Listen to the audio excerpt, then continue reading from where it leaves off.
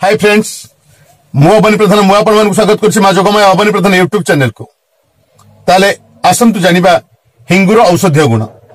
किंतु ए सब मु कहया पूर्वरु मु आपण मानक एठी कहि रखुछि, जदि आपण माने एपर्यंत आम चैनल को सब्सक्राइब करना ताल तळे थिबा लाल बटन को दबाई एवं तापर घंटे ऑप्शन को दबाई आम चैनल को सब्सक्राइब करनियंतु एवं तत्संगे संगे लाइक करंतु, कमेंट्स मध्य करंतु। आपनकर कमेंट्स रो उत्तर आमे रिप्लाई मध्य द पई चेष्टा करिबे एवं तत्संगे संगे शेयर मध्य करंतु, कारण आपनकर गोटे शेयर अन्य कार जीवन उपकार आनी दिए, तेनु शेयर करे जमा भूलिबे। ताले आसंतु जानिबा हिंगुर औषधीय गुण कोन अछि।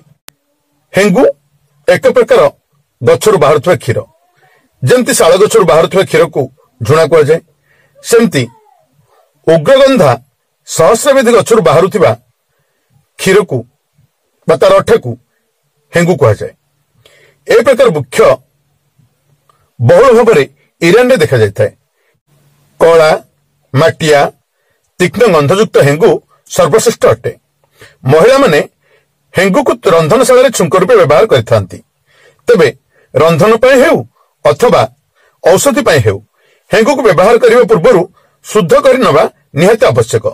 हेंगु को शुद्ध करिबा को हेले लुहा पात्र एहाकू लाल पड़िबा पर्यंत गरम करिबा को पड़िबो।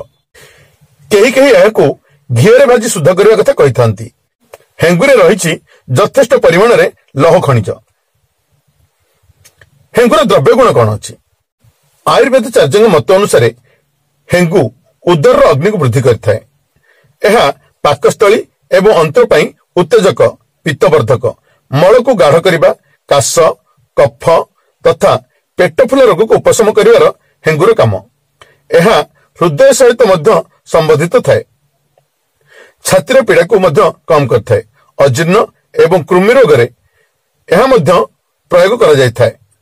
एहा लिवर को बल प्रदान करे एवं मस्तिष्क विकार को दूर करिथाय। हेंगुर प्रयोग फल रे श्वासनली रे जमा होइथवा कफ तरली पदा को बाहर जाय थाए। पेट फुला, पीड़ा, अजीर्ण एवं कृमि रोग। हेंगु को 2 रतुरु 6 रति मात्रा रे जुआणी और घी कुआरी शस सहित मिसाई खाइबा को दिया जाय थाए। पाकस्थली रे अल्सर हेले हेंगु को पानी रे गोली एनिमा नेले रोग क्रमे उपशम होइथाय। मलेरिया ज्वर, एक तोला हेंगु एवं एक तोला कर्पूर को मुहरे मिसाई घांटंतु। द्रवण कठिन होई गले एक रतिर गोली करी छाईरे सुखाई दियंतु। रोगी को एई बटिका को गोटे गोटे 2 ओली खाइबा को दियंतु। ज्वर सहित सन्निपात हेबा स्थिति हेंगु, कर्पूर और अदा रस को मिसाई जिह्वा उपर थोई देले बेस आराम मिलता है। हृदशूल, हृदस्पंदन बढ़िबा, अस्थिरता। शोधित हिंगु एक रति एक काइंच ओजन सेवन करंतु, तत्क्षणात आराम मिलिबो। हिस्ट्रिया, जोशापस्मार, मस्तिष्क उत्तेजित हेबा तथा स्नायुतंत्र दुर्बल हेबा कारणरू ए रोग आरंभ होइथाय। एक रति हेंगु नियमित केते दिन खाइले स्नायु बलवान होई ए रोग निश्चित रूपे लाभ मिलिथाय।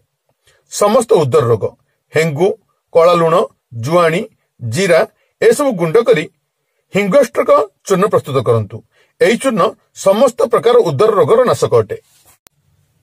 कोष्ठकाठिन्य हेंगु 5 ग्राम, सुठी 5 ग्राम, जाष्टी मधु 5 ग्राम एहा को गुंड करी सेथिरे महू मिसाई मटर दाना परी बटिका तैयारी करी छाईरे सुखाई रखंतु। खाइबा परे गोटे गोटे खांतु। अजीर्ण आ पेट फंपा। भजा हेंगु, भजा जीरा, सुंठी, सैंधव लवण ए सब को मिसाई टिपे लेखाएं खाइले अजीर्ण, पेट टण आदि रोग भल होइथाय। निमोनिया, ब्रोंकाटाइटिस, होपिंग कफ एवं पेटर कृमि 1 रु 4 रति मात्रा रे शोधित हेंगु सेवन कले एई सब रोगरु मुक्ति मिलिथाय। सर्पदंशन हेंगु को पइड पानी रे मिसाई क्षतस्थान रे लगाइले उपकार मिलिथाय। गर्भ निरोध हेंगु 500 मिलीग्रा, गुड़ 6 ग्राम एहा को मिसाई एक पान मासिक धर्म आरंभ दिनठू प्रति मासरे 5 दिन सेवनीय। फ्रेंड्स, आपण माने तो वीडियो देखिले, जदि वीडियो आपनकर पसंद आस्ते निश्चित भाव लाइक करिवे एवं कमेंट्स मध्य करिवे एवं तत्संगे संगे सब्सक्राइब करिवे एथि आपन कौन प्रकार देय देबाक पड़ना था कारण आम जेको वीडियो प्रस्तुत करूँ से वीडियो गुड़िक प्रथम आपको शो कर तबे सब्सक्राइब करने जमा भूलें एवं तत्संगे शेयर करूँ कारण आपंकर गोटे शेयर अन्य कहार जीवन उपकार आनी था तेणु शेयर करने जमा भूलें आउ गोटे वीडियो आने पर्यंत मुझे चिर परिचित अवनी प्रधान नमस्कार।